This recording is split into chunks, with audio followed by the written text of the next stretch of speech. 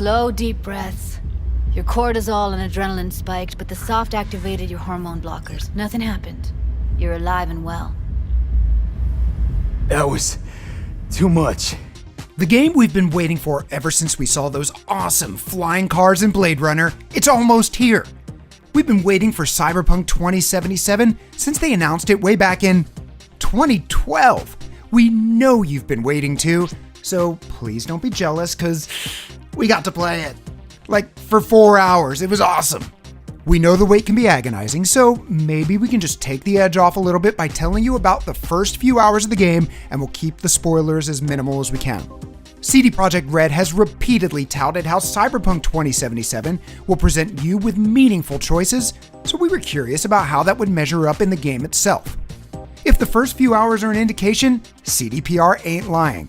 From the very beginning, you're presented with an incredible range of meaningful decisions. Naturally, character creation will have far-reaching effects on your character's looks and playstyle.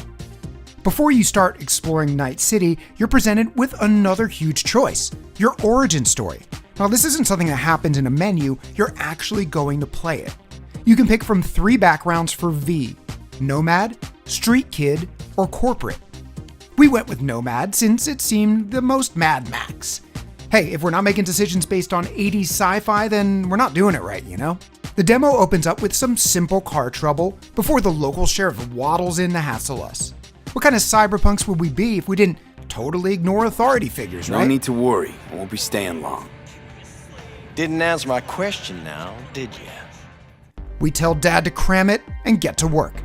Apparently, someone wants something smuggled into Night City. The only problem is Night City is past the northern-southern California border, so we're gonna have to smuggle it through the Border Patrol. Luckily, we just happen to be a scrappy, nameless nomad who will do just about anything for a few Eurodollars. But to successfully get the package across the border, you'll need help. From there, we meet up with Jackie Wells, who you might remember from some previously shared gameplay demos of Cyberpunk 2077. One small Border Patrol bribe later, and we get the contraband safely through the checkpoint, only apparently the bribe was too small. Stop your vehicle immediately. Let's get out of here. On it.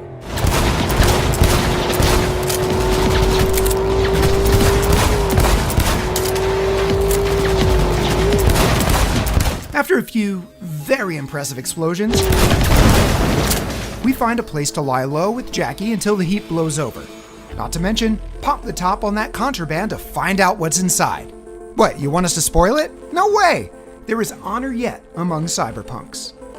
But this, as they say, is the start of a beautiful friendship between V and Jackie. From there, you team up to pursue a life of action and glory in Night City. But again, we only played that entire sequence because we chose to start as a nomad.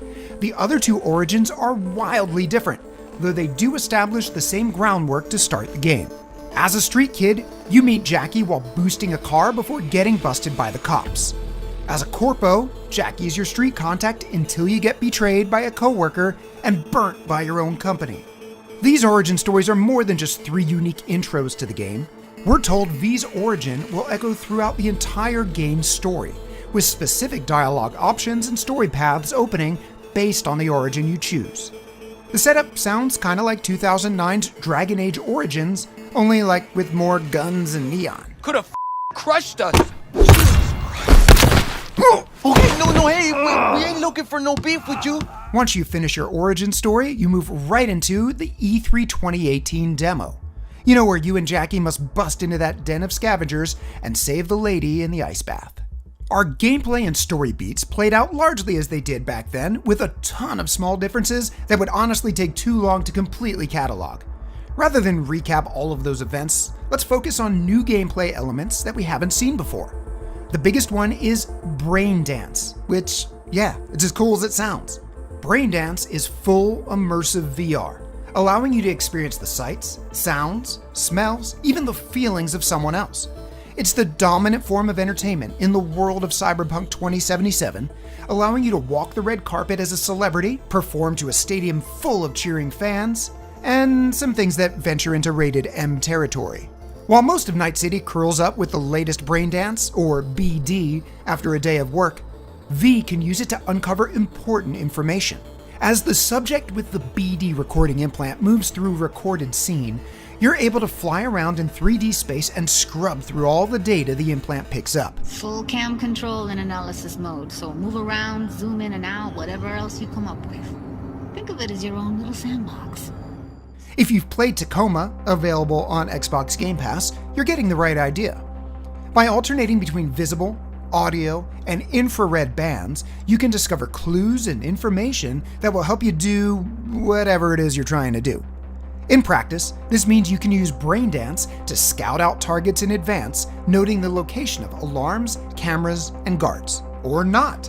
In our demo, we could have completely skipped the brain dance and moved ahead without all the information we gained. Again, it's down to player choice either way. Apart from that, there are a million tiny ways that our choices in dialogue and character build affected the way we played. For example, we built our character to be a frail, techie hacker man, great with computers, but maybe not the beefiest boy on the playground. And yeah, once the bullets started flying, we hit the deck pretty quick. You will die fast if you're not built to take damage. You'll die fast if you can't take damage. Yeah, that's some real shoot it until it dies logic, huh? Well, it sounds obvious, but a low HP pool has serious implications beyond just getting flatlined. Dialogue options directly impact the outcome of conversations, to the point where the same chat can either end a conversation with a friendly wave or a bullet depending on what you say. We tried to play it tough with the Maelstrom gang a few times, and we got a handful of game over screens as a result. It became clear that we were playing outside of our character build and had to play to our strengths instead: misdirection, stealth, and subterfuge. Rather than drawing guns at the first sign of trouble like a good video game protagonist, we started de-escalating in conversations. Telling people what they wanted to hear or throwing around some money to calm the waters ended up being far more effective than pretending to be a tough guy.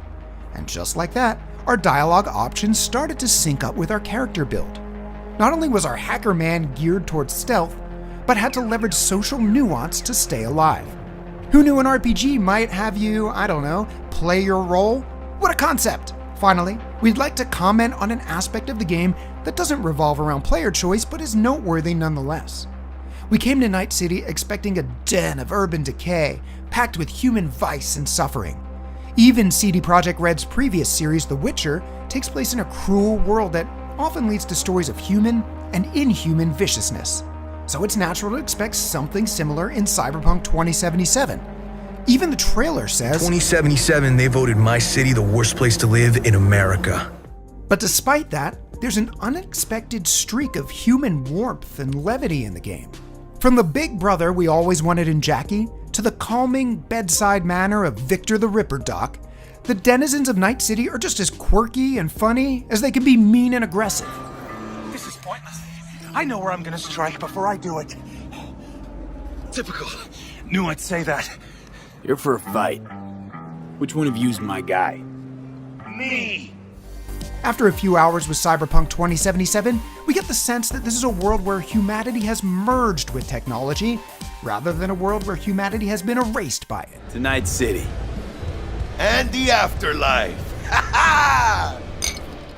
Which, to be honest, is completely unexpected. We came to Cyberpunk wanting to see if it would deliver a deep RPG that truly rewards player choice, and it looks like it does. We didn't expect to come away so charmed by the world and its characters.